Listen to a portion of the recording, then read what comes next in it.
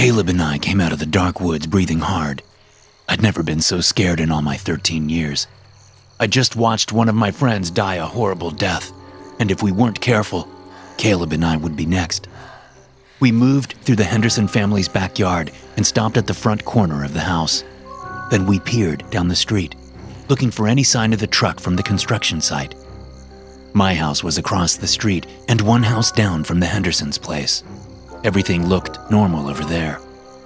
When it looked like the coast was clear, we darted toward the street. Just as our shoes touched asphalt, headlights erupted from a pool of shadows under a tree 2 houses down from mine. Tires squealed as the headlights lurched toward us. It's him! I screamed. The truck bore down on us as we ran into my front yard. It jumped the curb behind us and crashed into the porch steps just seconds after Caleb and I threw ourselves onto the porch. My front door was locked, so I banged on it, shouting to be let in. Behind us, just beyond the now smashed wooden porch steps, the truck door opened. I glanced over my shoulder, still banging on the door, and saw that the huge, muscular man was now wearing a threadbare black ski mask. He had a long, flathead screwdriver in one hand. Dad! I screamed, banging on the door. Let us in! I could sense the man approaching behind us. We were trapped. Birds chirped in the trees, and a squirrel darted across the grass as I walked down the street in the late afternoon sunlight. I could hear the annoying little Thurman kids screaming and laughing as they jumped on their trampoline in their backyard. I wanted to get my friend Caleb and get gone before any of them spotted me and asked to play. They were spoiled and couldn't take no for an answer. Besides, what teenager ever wants to hang out with a bunch of 9 and 10-year-olds? As I stepped onto the walkway to my friend's front door, the sound of Caleb's father yelling stopped me in my tracks. Beyond Caleb's house, which was situated at the end of our cul-de-sac, was a tall wall separating the neighborhood from the freeway. As I froze there on the walkway, I could hear cars whooshing past in both directions. It was rush hour, and I couldn't fathom how many people were passing so close to that miserable house, not having any idea what was happening to the innocent 14-year-old in there. As if he was trying to let all those strangers know what was happening, Caleb screamed out in pain from inside the house. The sound made my entire body tense up.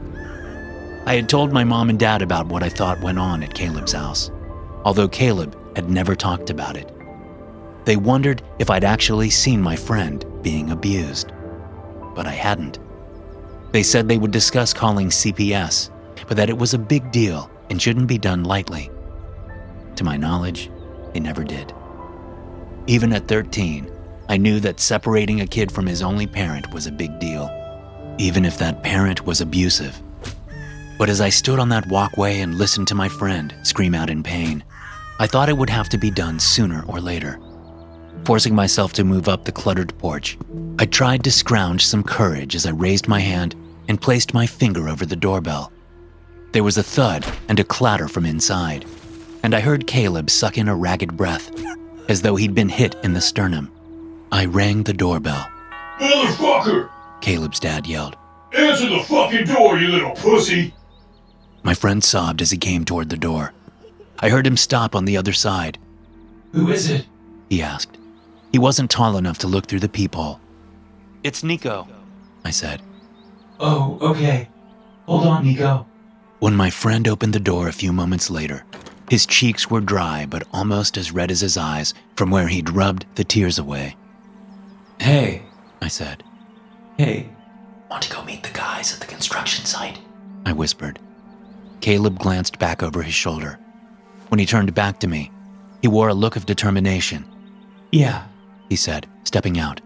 let's go. I hesitated. Shouldn't you ask your dad? Caleb shut the door. Fuck him, let's go. There wasn't much I could say to that, so I followed him down the porch steps. We cut through the Hendersons' yard and hustled into the half-mile stretch of woods between our housing development and the one that was being constructed. We walked in silence.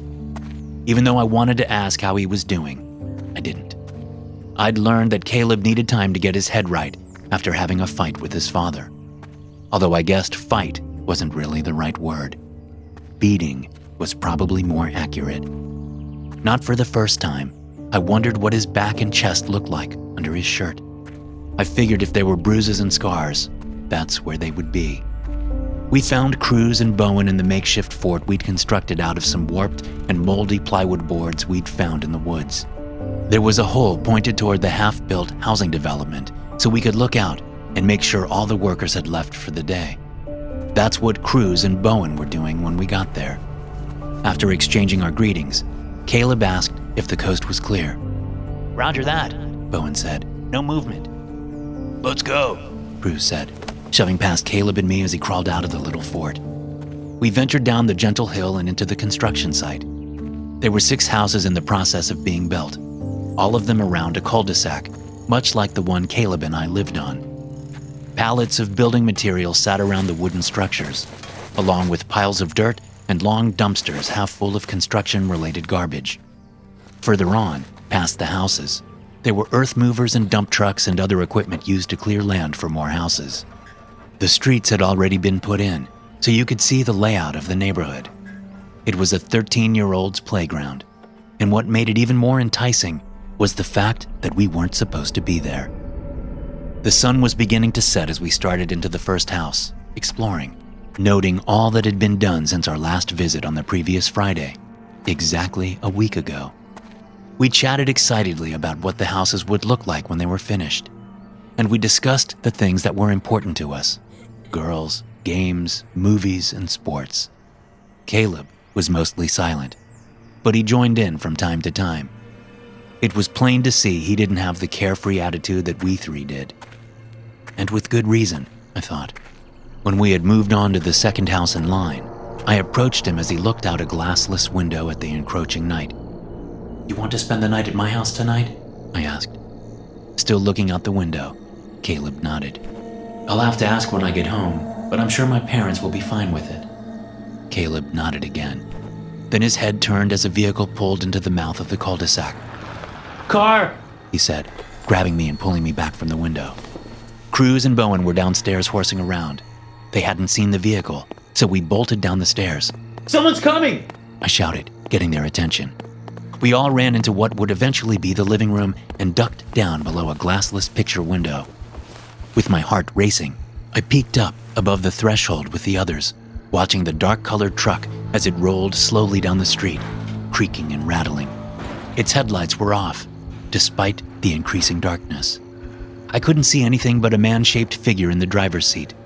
The bed of the truck was stacked with what looked to be trash: broken lawn chairs, an old dishwasher, and a roll of old carpet, among many other items.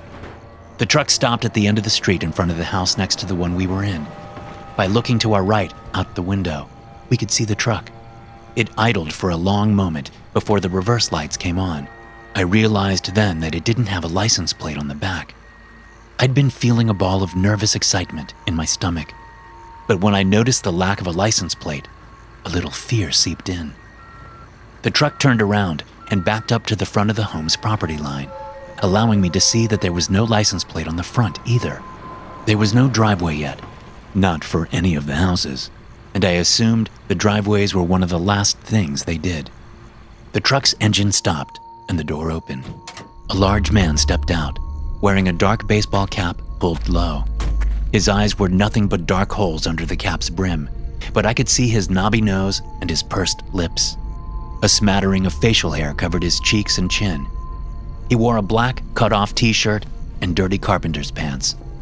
His arms bulged with muscles, and to my 13-year-old mind, he looked like a giant, even from this distance. He tracked to the back of the truck and pulled a shovel out from amid the junk in the bed. More fear seeped into my stomach. "What is he doing?" Bowen asked in a whisper. None of us answered. Our eyes were fixed on him as he walked onto the dirt where the driveway would eventually be. He started digging. "He's about to bury a body," Caleb said. "Yeah, right," Cruz said. "He's probably just a construction worker who's working late." "In the dark?" I said. "By himself?" "We should go," Bowen said. "No way," Cruz said. "He'll hear us." "I thought he was just a construction worker," Caleb said. "Well, either way, we're not supposed to be here." Cruz replied. We all fell silent again. No one made a move. We simply watched the man dig. And it soon became apparent, even as full dark descended, that he was digging a body-sized hole. Maybe we should call 911, Bowen said. No, Caleb said. My dad will kill me if he finds out I've been here. When the man was done digging, he jammed the shovel into the ground next to the hole and strolled back over to the truck bed.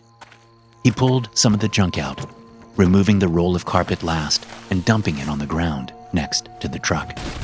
Then he reached into the bed and pulled something out that was taped up in black trash bags. He pulled half the thing out and let it dangle over the tailgate before hefting the rest of it up onto his shoulder. My heart sank. It was a body. There was no doubt about it. I felt sick. Oh my God, Cruz said. it really is a body. That's a murderer. Shh, Caleb said. Cruz crawled backward from the window. I gotta go home. I can't be here. I'm gonna go. Cruz, just stop for a second, I said. It was so dark in the house now, it was hard to see anything more than shadowy shapes. But I knew there had been a couple of sawhorses with a 2x4 across them somewhere in the living room. Cruz stood up, still backing away from the window. You guys should come. Cruz, stop moving, Caleb hissed. Then Cruz hit one of the sawhorses, and the piece of wood clattered to the floor. We all froze for a long moment. The three of us were looking toward Cruz, away from the window. And when I finally turned my head back to the window and looked out at the truck, my heart seized in my chest. He's gone, I said. The truck was still there. The shovel stood upright next to the grave. The bag-shrouded body lay unmoving between the truck and hole. But the man was gone. Oh shit, Caleb said. Run! We scrambled up and ran to the back of the house. Cruz had a head start, and he made it to the doorless back door first. As he crossed the threshold, a hand shot out and gripped him by the neck. The rest of us skidded to a stop as the man stepped into view, holding our friend up like he weighed nothing more than a basketball. Come here. He said to us, voice low and scratchy. We backed away. Come here or your friend dies. Cruz was crying, hanging limply in the man's grasp. We continued backing up. The man roared and slammed Cruz into the concrete steps leading from the back door. I heard my friend's bones crunch with the impact. Bowen screamed as the three of us turned to run. We could hear the man's heavy footfalls banging through the house after us. Caleb and I had the same idea, both of us going for the picture window to jump out into the night. Bowen broke off, heading for the front door. The man went after Bowen, while Caleb and I jumped out the picture window and then took off toward the next house in line, away from the end of the cul-de-sac.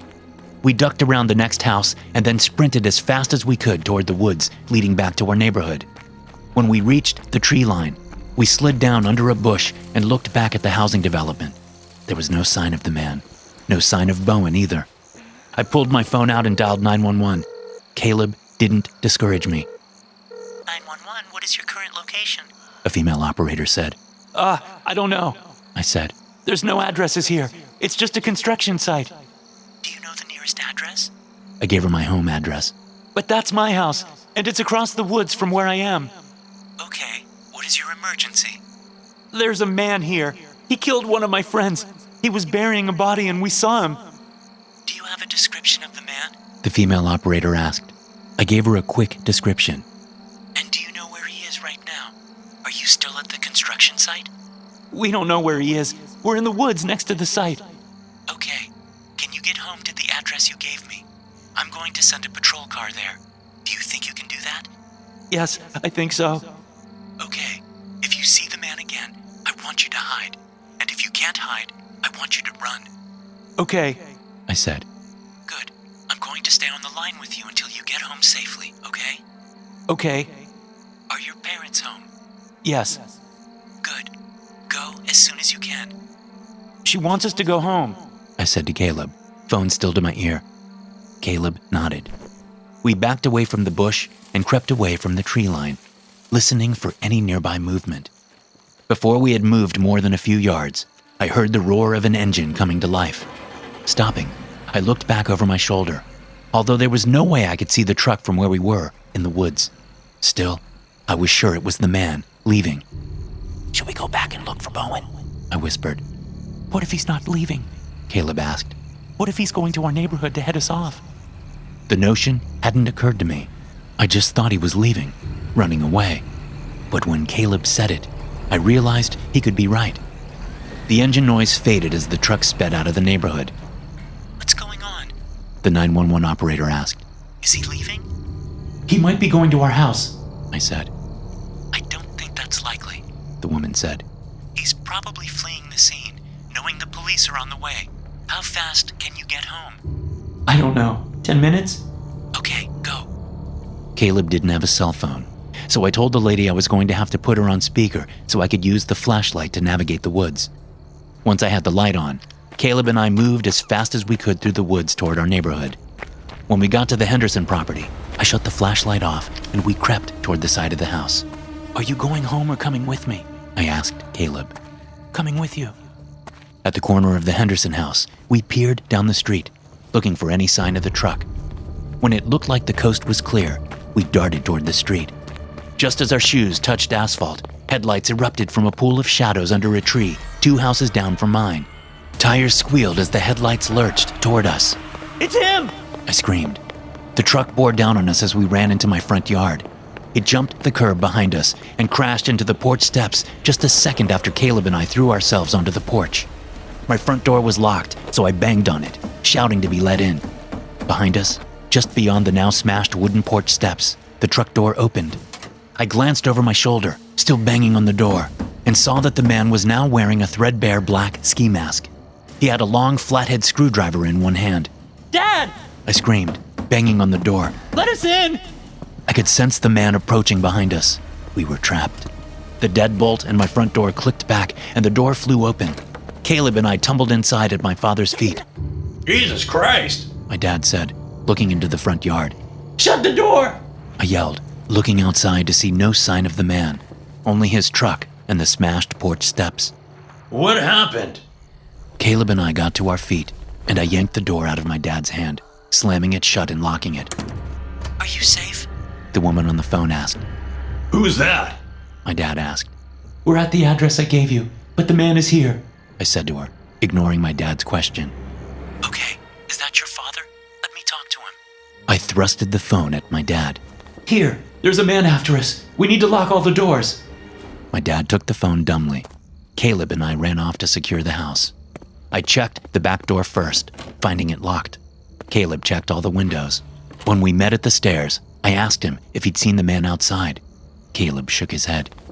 Let's make sure all the upstairs windows are locked too, I said.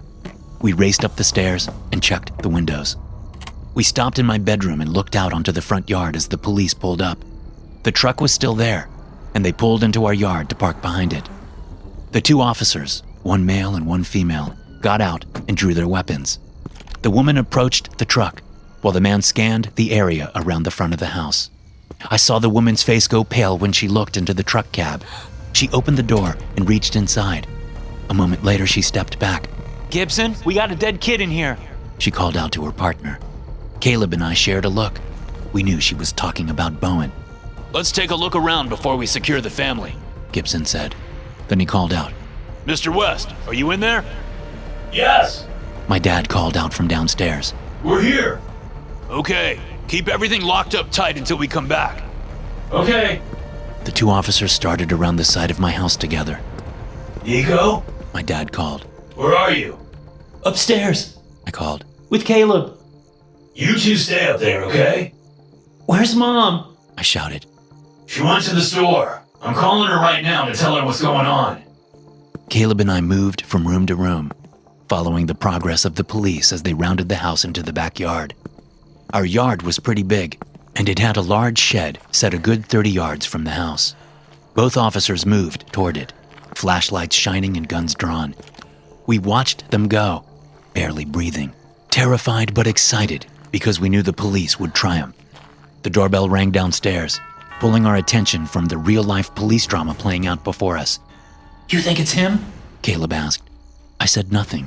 I just listened. After a moment, I heard my dad open the door and greet someone. Then I heard another male voice. It's my dad. Caleb said blankly. There was a shout from the backyard, followed by a thud. We whipped our heads toward the now open shed, just in time to see the man in the ski mask pulling a screwdriver out of the female cop's throat.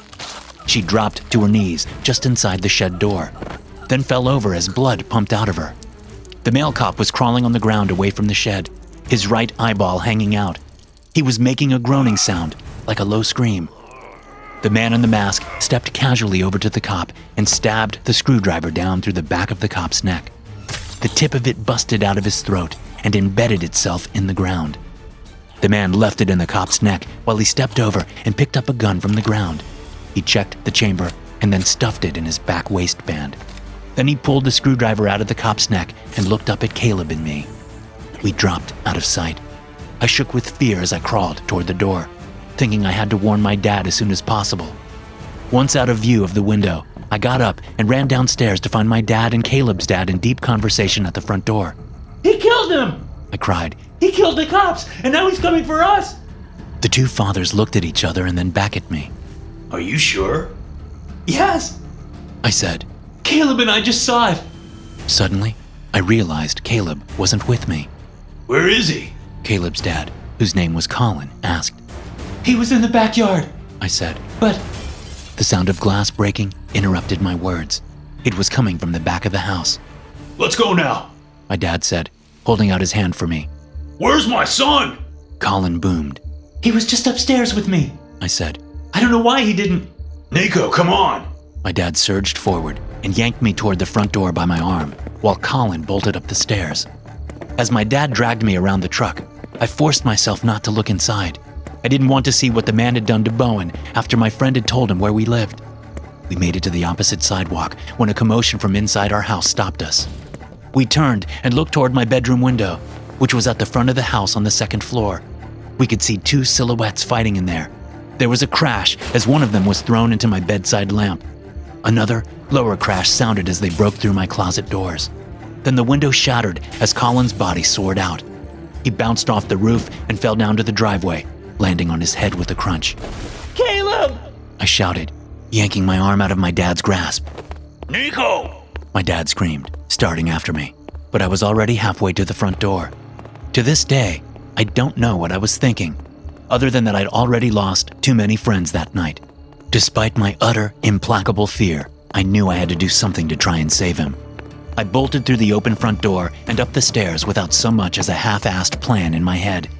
It was only when I turned into my room and saw the destruction from the fight that I paused to consider my actions. Suddenly looking around for a weapon, I was reminded of how easily the man had dispatched not just Cruz, but also the two police officers and Caleb's dad. What chance did a 13-year-old have? I moved to my dresser and opened the top drawer, grabbing my pocket knife out. I unfolded the blade and then turned around. The masked man loomed over me. He slapped the pocket knife away and lifted me by the neck with one hand. With his other hand, he brought the bloody flathead screwdriver up and pressed it into my stomach. Not enough to break the skin, but enough to hurt. Enough to feel the power and know that he could easily skewer me with it. You should have listened to your daddy, boy, he said, grinning behind the mask. He slammed me against the wall next to the window. The muscles of his right arm rippled as he prepared to impale me with the long screwdriver. Then there was a muffled gunshot, followed quickly by a second. The masked man stopped grinning and dropped me to the floor. He stumbled back, and as he did, Caleb stepped out of the way, holding the pistol that had moments earlier been in the man's waistband. The guy dropped the screwdriver as he tried to turn for the door. His feet tangled, and he fell to his chest, revealing the 2 gunshot wounds in his lower back. Caleb and I stood in my half-smashed room, staring down at the man until he stopped moving. I heard thumping from downstairs. A moment later, my dad called up, his voice shrill with fear. Nico! I'm okay, Dad. I shouted. We're okay. He's dead. I heard my dad running up the stairs. A moment later, he appeared in the hallway outside my bedroom door. The dead man had fallen near the door, so Caleb and I would have to step over him to leave. My dad stared down at the man for a long time. Then he gestured for us to come out. Caleb, you first.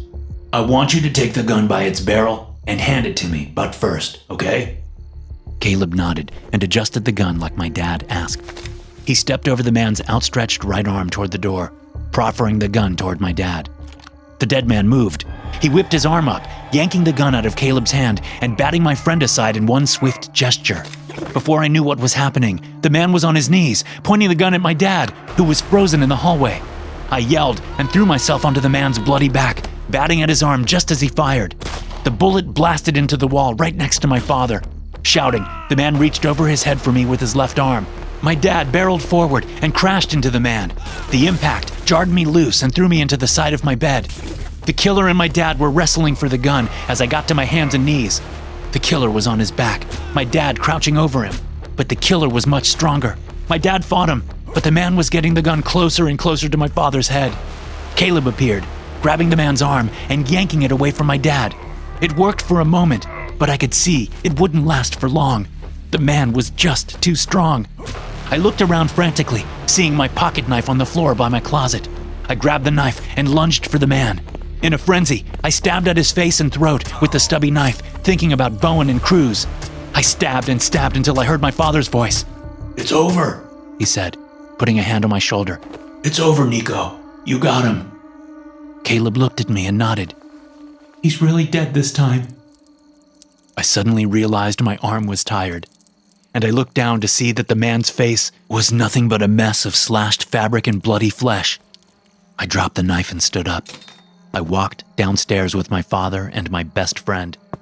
10 minutes later, Caleb and I were being checked out by paramedics as we sat in the back of an ambulance. We'd been silent ever since leaving the house, but Caleb suddenly spoke. "He killed my dad," he said. "I know," I said. I stopped.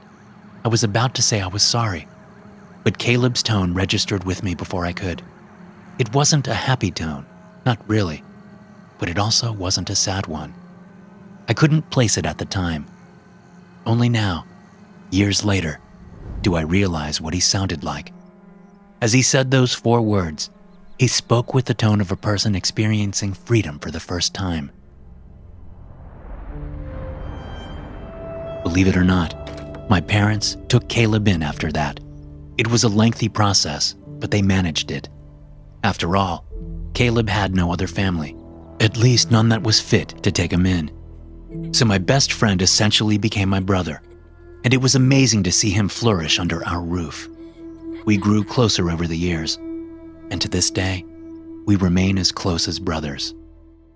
Thanks for listening. If you enjoy these stories, be sure to subscribe to the podcast and check out some more of my episodes here.